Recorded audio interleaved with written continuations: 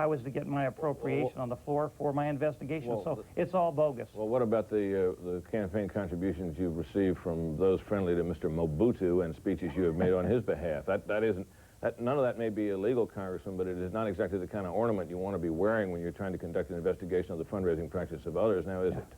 On Dateline NBC, and you can look this up, on Dateline NBC, national television in 1994, I said that Mobutu was raping his country 6 ways from sundown and he should have been removed. That was in 1994. I signed a letter with the Black Caucus, and I was the only Caucasian to sign that letter. And I said that Mobutu had to go and that democracy and freedom should return to Zaire, and that was in 1993 or 1994. I have been an advocate of removing Mr. Mobutu, and all of these charges are just baloney. Dan Burton, final question. Back to Bob Barr. What do you make of a member of your own House caucus asking somebody involved in an ongoing prosecution to turn over evidence for what would be clearly a partisan political inquiry against the president? Well, I haven't read exactly what Mr. Barr has said. All I can say is that if Mr. Starr has information and it's a grand jury investigation, it's not legitimate for us to get those documents because that's a closed investigation. And I've already talked to Mr. Starr about things like this in the past. He can't share those things with us. Of course, if we have information, since we're a congressional committee, we can share them with him. So it's a one-way street, and that's the way it ought to be. Okay, Representative Dan Burton, thank you so much for joining us. When we return, our panel weighs in on the week's news.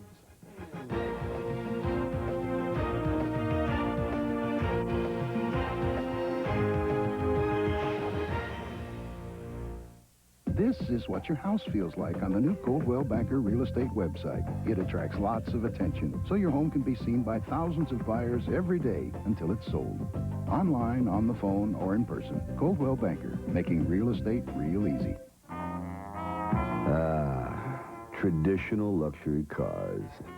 The slumber, the serenity, the isolation. Hey, you're not dead yet. Presenting the supercharged Bonneville, one of the world's most powerful sports sedans. Made traditional luxury, rest in peace. Luxury with attitude. The Bonneville by Pontiac. No matter where people buy and sell homes, we'll be there. Coldwell Banker Real Estate. Our 90 years of experience goes a long way. Call 1-888-574-SOLD for your Coldwell Banker office, making real estate real easy. They're looking for a few good men, but they're getting Bart Simpson. Sir! Yes, sir! Run for cover. It's the Simpsons season finale, part of a full hour tonight. There is a better way to get on the internet. Quickly, simply, reliably. It's AT&T WorldNet service. With a few clicks, you're planning an African safari or going there right on your computer. Look interesting? Then imagine having unlimited use of AT&T WorldNet service for just $19.95 a month. Call 24 hours a day, 7 days a week for free AT&T WorldNet service software. You can explore, email friends, shop, manage money, follow news, sports, and more. And AT&T WorldNet service gets you on the internet fast and keeps you on more reliably. Plus, helpful AT&T customer support is available 24 hours a day. There's never been a better time to get on the internet, so call now. AT&T WorldNet service. We're making internet access more reliable for everyone. Last fall, Fox News first warned you of vehicles out of control. Now, after 7 months of relentless investigation, the manufacturer is taking action nationwide. They can have their Jeeps modified to make them safer. When Fox News investigates, you'll see it first. You'll get results. I'm Bob Surratt. I'm Marianne Murciano. On Monday, coffee with the paleontologist in charge of the new dinosaur exhibit in Chicago. And our show's in 3D, kind of, sort of. Tonight on Fox News Chicago. It sounds bizarre, but it's actually happening. Nearly anyone can request the sperm from a dead man, then make a baby. Fox News investigates. And will the X-Files be back next year? Scully speaks out. Tonight at 9 on Fox News Chicago.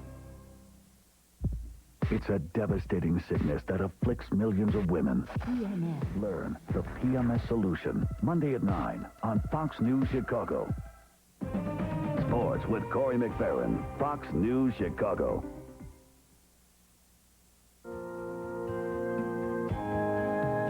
Ladies and gentlemen, we got a brand spanking new spiffy internet web page. Check it out. Our new address, foxnews.com/Sunday. So it's the old foxnews.com. Just add Sunday on it, and boom, you got the show. Now we're back with our panel. Britt Hume, Washington Managing Editor of Fox News, Mara Eliason of National Public Radio, and Ron Brownstein of the LA Times. Juan Williams is off today. Issue number one, the budget. We had a budget agreement this week. However, the House and Senate both attached to a flood relief bill, a measure that would keep the government running at 100% of last year's levels, if in fact there was some sort of budget gridlock again at the end of the year. Mara Eliason, will the president veto that bill? Yes, he will. He says he will. What this disaster relief bill does is it puts certain restrictions on spending in the future that the president doesn't want to accept. And he says it's extraneous, and yes, he will veto if it Ron, comes to isn't this accept. an awfully defensive move on the part of Republicans? It sounds as if they're so desperate to avoid a reprise of what happened at the end of '95 that they're just... Stop me before I kill again. I mean, look, the whole budget dynamic is driven by the fear, really, of both sides of the kind of, explosions they've experienced over the last 4 years. I mean, what you're seeing is Republicans from '95, Clinton from '93 and '94, each deciding that they can't move the shape of government nearly as much as they thought they could when they arrived in office, and they've essentially agreed on a deal that more or less moves the status quo very little, a little bit toward more government here, a little bit toward less government there, but basically accepts the reality of divided control in Washington and enormous divisions in the public itself. Britt, are we likely to see showdowns at the end of the year? Right now, Republicans and Democrats both seem to have different interpretations of what this great deal actually means. Well, we're probably going to have a big fight over the shape of the tax cut, and the White House, I think, is kind of spoiling for it, thinking that it can it can successfully beat up the Republicans on the Hill on issues like capital gains tax cuts, which will be argued benefit the rich at the expense of everybody else. But, I think we may be missing the real story here in a way, which is that thanks to the economy, the balanced budget emergency we all thought we were facing is over. I mean, we're now looking at a deficit, even if nothing changes in terms of policy, that in economic terms will be negligible. That being the case, right, we're on new territory. Right, although zero is the only number that matters to the public. Well, I'm not sure that's true. I think that what matters to the public was when the public was deeply worried about the economy, the idea of balancing the budget made sense, and after a 15-year fight over it, people have said, you got to do it. If this budget deficit goes to under $100 billion and stays there, this will not be an issue for very long. Brett, with all the new spending and tax cuts in the bill, there were those who said if they simply kept negotiating, they would have balanced the budget faster. They never came out of the room with it. Well, there's a point. Just do it itself. But there is another big fight coming, and that is within the Republican Party over the tax cuts. I mean, the Republicans agreed to a pretty narrow box. They said we're only going to have $85 billion net tax cuts, and in there we want a capital gains tax cut, we want a child tax credit, we want inheritance tax relief. I mean, it's going to, and we promised to give the president $35 billion in education tax cuts. That's going to be very hard to satisfy all those. Before we get to that point, however, Britt, you talked about the exploding economy. The Congressional Budget Office found $225 billion, this wonderful windfall, but it was based on the assumption that the economy would continue to grow at the rate it grew in the first quarter, 5.6%, which is more than double the rate in recent years. But the overall rate of growth throughout the 5-year term is something like 2.1%. Right. That's not excessive. I mean, I think this is not rosy scenario here. This could very well happen, but even if it didn't, and the budget deficit kicked around in the under $100 billion range, the budget crisis is over. So you're saying to me, Britt Hume, that we don't have to worry about Medicare, Medicaid, Social Security? No. But I'm talking about, that's a long-term matter that affects those policies and will have to be addressed. But the question that I think has been raised by this, Dick Morris has kind of a theory that the world has now been made safe for more social spending or something, and I don't think that's the case. I mean, I think that the question is, who does this help politically? Does this help the Republicans and an agenda they might have, or does this help the old-line Democrats and what they want to do? Perfect. Well, let's ask everybody. But the answer is it helps incumbents because it's going to diminish conflict in Washington. You have a broad settlement. When Clinton said in January, we have settled for our time, the debate about the role of government, he was broadly right. It's going to be smaller than most liberal Democrats would want, but not nearly as small as many conservatives would want. And that's why you're seeing more conservative thinkers sort of lose enthusiasm for the balanced budget. It was a means to an end. The end was shrinking government. and they're discovering that there's an awful lot more activist government that you can squeeze into the balanced budget than they ever expected, and it's better defended when it's in there, too. Let's switch to a second contentious topic this week, partial birth abortion. Tuesday, the Senate's going to vote on a bill by Senator Rick Santorum that would place restrictions, basically abolish partial birth abortion. This morning, the stunning news that Tom Daschle, Senate Minority Leader, says he's not going to vote for the bill. What does this mean, Ron Brownstein? Well, it shows how much pressure many Democratic legislators feel over this issue, but I think the ultimate endgame is still obscure. They may, if they can't get the 67 votes to overturn a presidential veto of the Santorum bill, which I believe remains inevitable, they face the same basic choice they face on a lot of issues, which is either stalemate and try to keep the issue alive for 98 and 2000, or make some kind of compromise with a president who is willing to give ground to conservative ideas on many fronts. And that, I think, is the most stunning thing that happened this week, how much ground the president gave. You know, in the past, whenever pro-choice politicians got the debate about abortion back to the health of the mother, they were able to prevail. That didn't work this time. And the president went much farther than he ever has in the past to support this alternative that Daschle proposed, which was to outlaw all abortions after viability, except for the exception of health of the mother. And that is a stunning change. What happens if Santorum passes again as it had in the past? He'll veto He'll veto Santorum as it is today. Which is confined to partial birth abortions. Right, with no exception except for life. Of any kind, right, except for life of the mother. All right.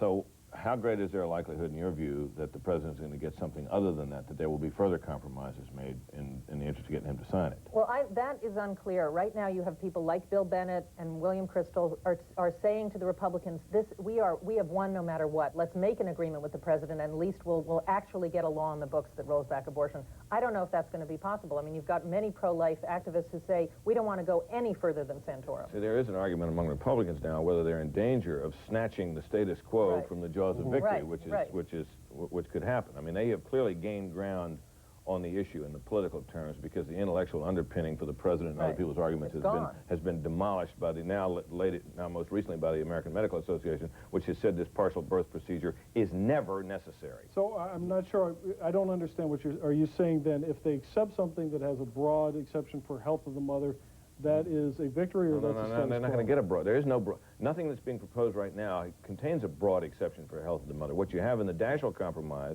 was a narrower than previously drawn. Yeah. Well, it talked about, was it severe, grievous physical injury. You know, a lot of people say, well, you can still drive a truck through that loophole. Maybe so, maybe not. But it's certainly tighter than restrictions in the past.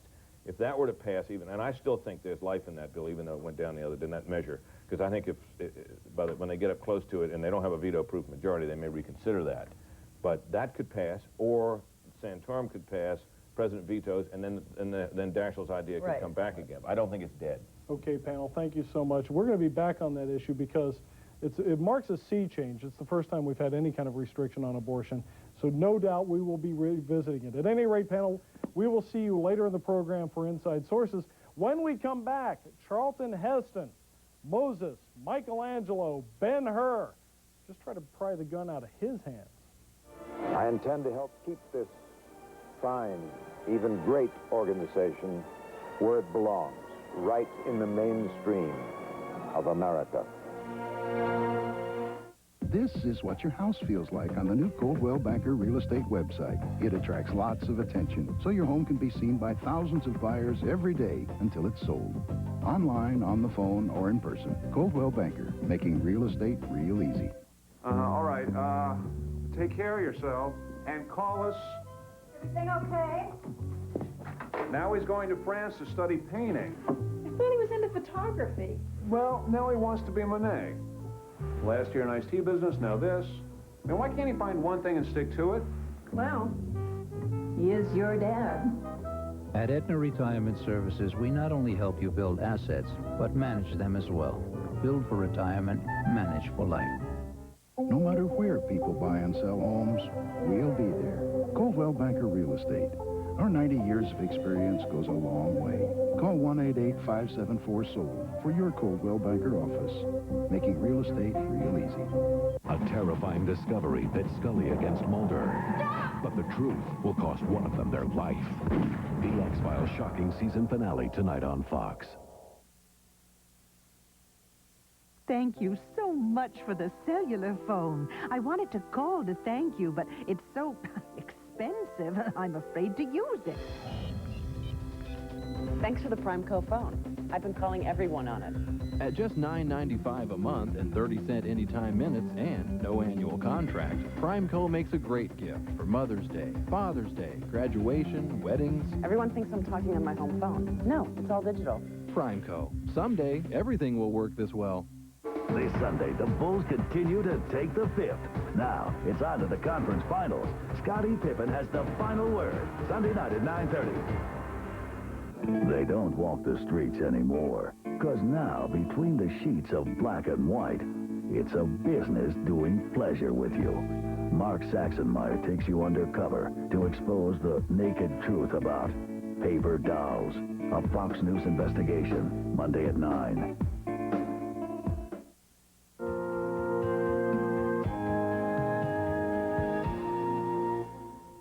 Welcome back. Our next guest has played a number of challenging roles in his 5 decades as an actor, but now he's putting his formidable communication skills to the test as the new vice president of the National Rifle Association.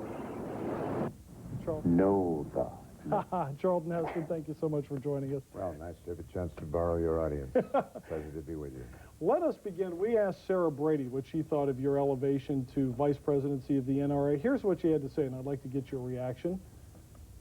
She said, the recent election of Charlton Heston as first vice president of the NRA will not disguise the desperate extremism of the organization.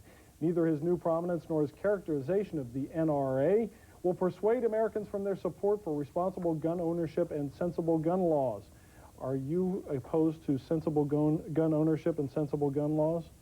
I opposed to sensible gun ownership? Yes, and I'm not opposed to that. I'm in favor of that. Let me give you kind of a blanket answer that Mrs. Brady's comments I'm familiar with. There are no good guns. There are no bad guns. Any gun in the hands of a bad man is a bad thing. Any gun in the hands of a good person is no threat to anybody except bad people. The president has described Republican crime bills as soft on guns. Do you think the president is harder on criminals or guns? He's not hard on either of them, except guns. You know, the president is very, very lax on law enforcement.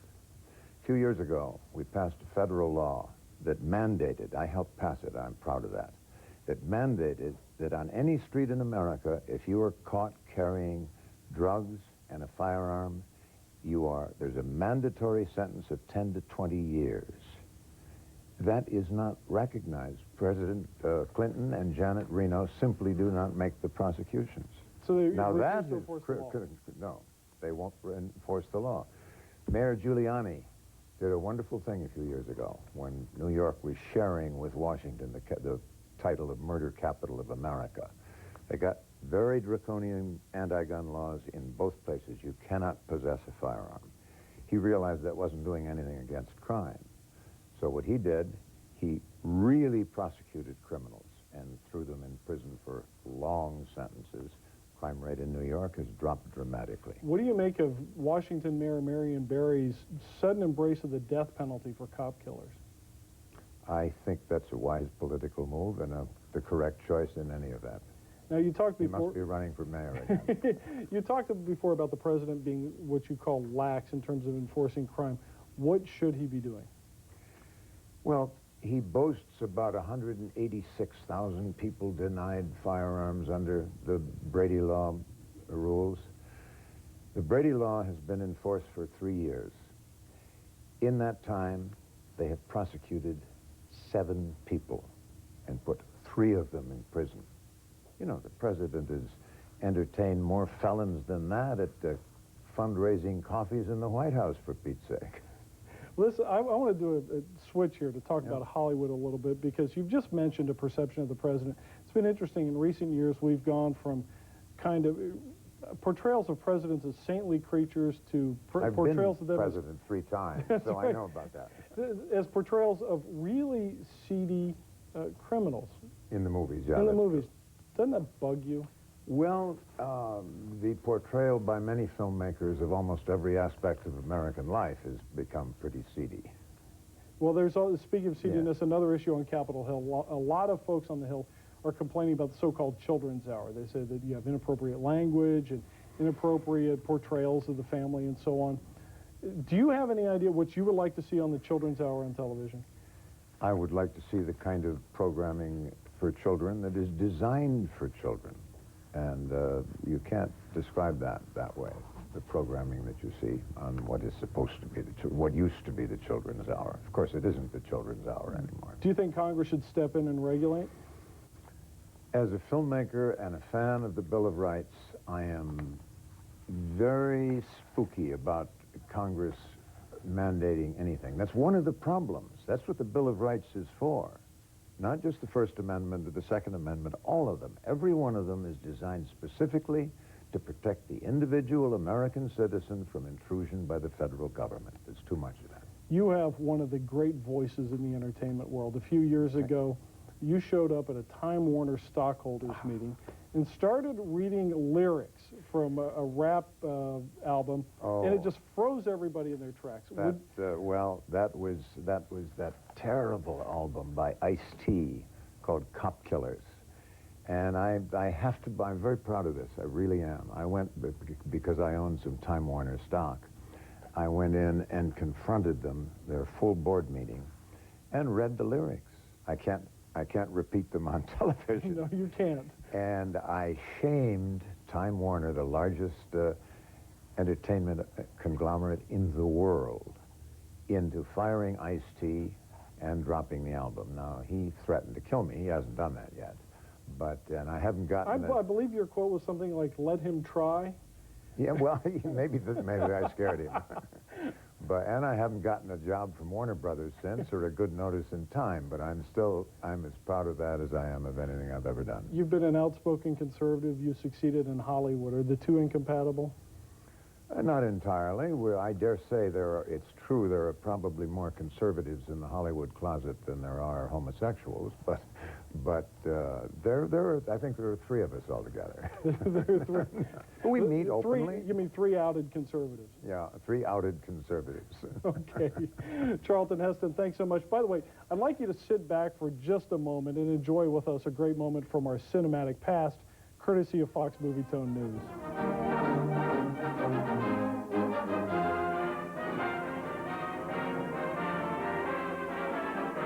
Hollywood's Night of Nights rolls round again. The annual revealing of the winners of the coveted Academy Awards, surcharged with suspense in the best tradition of the movies.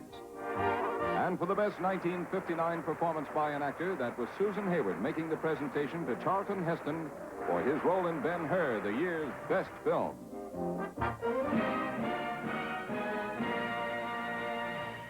Looks like you gave a short speech. Well, I did. I thanked Willie Wyler and a couple of other guys and went down and kissed my wife. Okay. Mr. Heston, thanks again so much for joining us. When we come back, my parting thoughts and our panel Choose the Fat, Gives the Skinny, and spills secrets passed on by their inside sources. Fox News Sunday is brought to you by the 1997 Pontiac Bonneville, luxury with attitude. When my grandfather searched the Bonsai Pipeline, narrow boards ruled. Eventually, Gramps had a stroke of genius. A wider board for better control. He said, wider is better. Presenting the new Wide-Track Grand Prix Sports Sedan. Its wheels are set wide to hold the road for more control when you're shooting the curves. It's true. The new Wide-Track Grand Prix by Pontiac. Wider is better. This is what your house feels like on the new Coldwell Banker Real Estate website. It attracts lots of attention, so your home can be seen by thousands of buyers every day until it's sold. Online, on the phone, or in person. Coldwell Banker, making real estate real easy. We were on vacation. Oh, your sunglasses. When we realized you were sitting on a gold mine. Rubber sunglasses. Too bad none of the stores saw it that way. So, any more bright ideas? Actually, yes. I can see clear. Our own website. And before we knew it, we were selling shades to everyone under the sun. Open a storefront on the internet with the most powerful network in the world.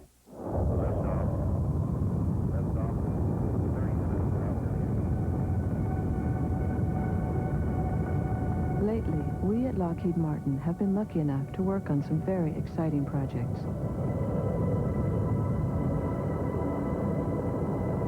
Like the most advanced automated fingerprint identification system in the world. Oh, and let's not forget the missions to Mars, Jupiter, and Saturn. No matter where people buy and sell homes, we'll be there. Coldwell Banker Real Estate. Our 90 years of experience goes a long way. Call 1-888-574-SOLD for your Coldwell Banker office, making real estate real easy. Fox May events tonight. Big Brother is watching you, and we've got the tapes to prove it. Picture's worth 1,000 words. Intimate encounters, sexual harassment, on-the-job theft, and disgruntled employees getting revenge. In some very creative ways.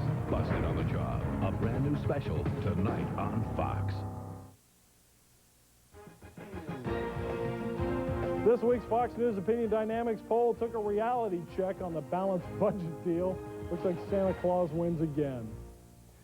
Time now for our Inside Sources, starting with panelist Ron Brownstein. Despite free traders on Capitol Hill who are increasingly anxious that President Clinton isn't moving forward with legislation to give himself the fast-track authority he needs to expand NAFTA into South America, the president has decided to hold off until the fall because he's afraid of getting this into the mix with the budget fight and the China MFN. So this is going to be delayed. And what do you think is going to happen to China MFN, up or down? I think that they will not have a veto-proof majority, so however the House votes, and the House may well vote it down, that it will go ahead. Maura Liasson. Well, after beating up the Republicans pretty shamelessly over Medicare in the election and agreeing to a budget deal that did nothing about the long-term problem of making Medicare there for the baby boomers, the president is going to move forward on this issue, and he will propose a bipartisan commission to deal with the long-term effects of entitlements, and it will conveniently not report back till after the '98 election. Okay, Britt Hume. We were talking earlier about the possibility of a fight over the size of the tax cut, and that the things that the Republicans all want don't fit within the number. There's a very good chance that the Republicans in the House, at least, will deal with this by making what are called dynamic economic assumptions, which will enlarge the pie, which will say that the budget itself will have certain effects. You'll get certain revenues. You'll have more room. Therefore, they will say room for a bigger tax cut. The White House will hate that. Well, but on the other hand, they can do it with a House committee, but the Congressional Budget Office is the place that makes the binding estimates. Will the Congressional Budget Office also do dynamic scoring, as they call it? I doubt it. Okay. So in other words, look for more. You were predicting gridlock on the taxes. I'm predicting a nasty fight and Okay. no way out of it. All right, panel, thank you. Time now for my parting thoughts.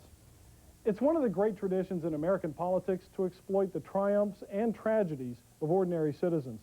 We saw two superb examples of the practice this week. What the United States government did was shameful, and I am sorry. Friday afternoon, President Clinton apologized to the 8 surviving members of the Tuskegee syphilis experiments, where doctors deliberately withheld treatment from a group of black men suffering from syphilis so researchers could figure out what the disease did to victims' bodies. 95-year-old survivor Herman Shaw introduced the president with a grace that brought everybody to tears. Mr. President, words cannot express my gratitude to you for bringing us here today. Meanwhile, Senator Rick Santorum popularized the case of Donna Joy Watts, a 5-year-old doctors said would never live, could never function, and should have been destroyed before birth by means of a partial birth abortion.